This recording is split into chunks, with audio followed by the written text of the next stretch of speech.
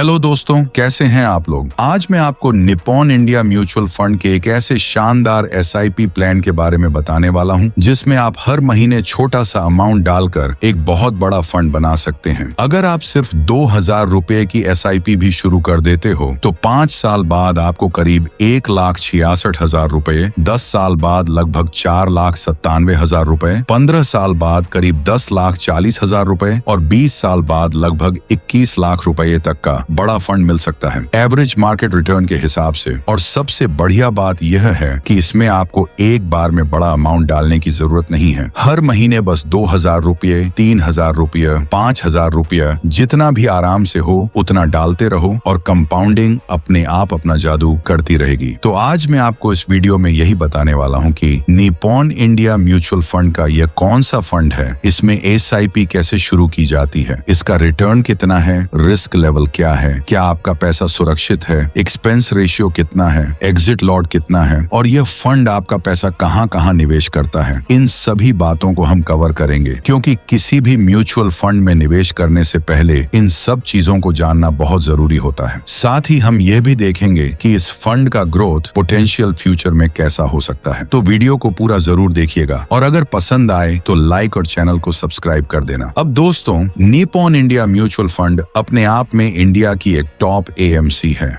और इसका एक बहुत पॉपुलर फंड है, Nippon India multi cap fund direct plan growth. जैसा कि नाम से ही पता चलता है, ये एक मल्टी कैप फंड है, मतलब ये तीनों जगह इन्वेस्ट करता है, लार्ज कैप में भी, मिड कैप में भी और स्मॉल कैप में भी। ये फंड 2013 में लॉन्च हुआ था और इसका फंड साइज करीब 22,000 करोड़ के आसपास है। ये एक प्योर इक्विटी फंड है, इसका ऑलमोस्ट पूरा पैसा स्टॉक्स में इन्वेस्ट किया जाता है। अगर हम एक्सपेंस रेशियो की बात करें तो ये लगभग 0.80% के आसपास होता है। लोड सिर्फ 1% है, वो भी अगर आप 1 साल से पहले पैसा निकालते हैं। 1 साल के बाद कोई एक्स्ट्रा चार्ज नहीं लगता। इन्वेस्टमेंट की बात करें तो आप मिनिमम 100 रुपए से भी एसआईपी शुरू कर सकते हो और लंप सम की मिनिमम लिमिट भी सिर्फ 5,000 रुपए है। अगर रिस्क लेवल की बात करें तो ये वेरी हाई रिस्क कैटेगरी में आता है, क्योंकि मल्टी कैप फंड्स में स्मॉल कैप की भी अच्छी खासी हिस्सेदारी होती है, लेकिन लार्ज कैप स्टॉक्स भी होते हैं, जिससे थोड़ा स्थिरता बना रहता है। अगर एनएवी देखें तो इसका एनएवी लगभग 175 से 180 के बीच रहता है,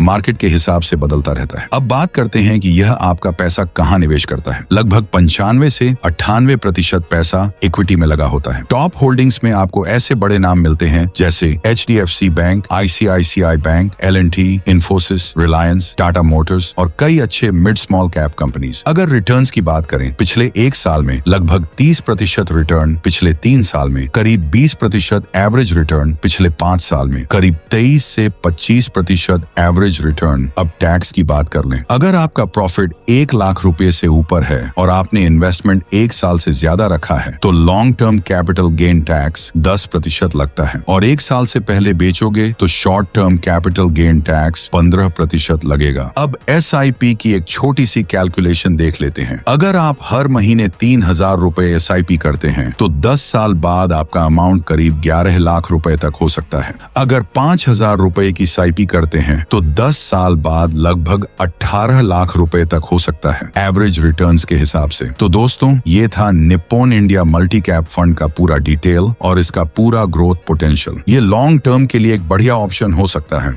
लेकिन याद रखिए कि म्यूचुअल फंड मार्केट से जुड़ा होता है तो थोड़ा बहुत अप डाउन तो रहेगा ही, इसलिए खुद रिसर्च करें या अपने एडवाइजर से सलाह लेकर ही इन्वेस्ट करें। तो मिलते हैं अगले वीडियो में। अगर वीडियो पसंद आए तो लाइक कीजिए, शेयर करिए और चैनल को सब्सक्राइब जरूर कर देना। Bye bye.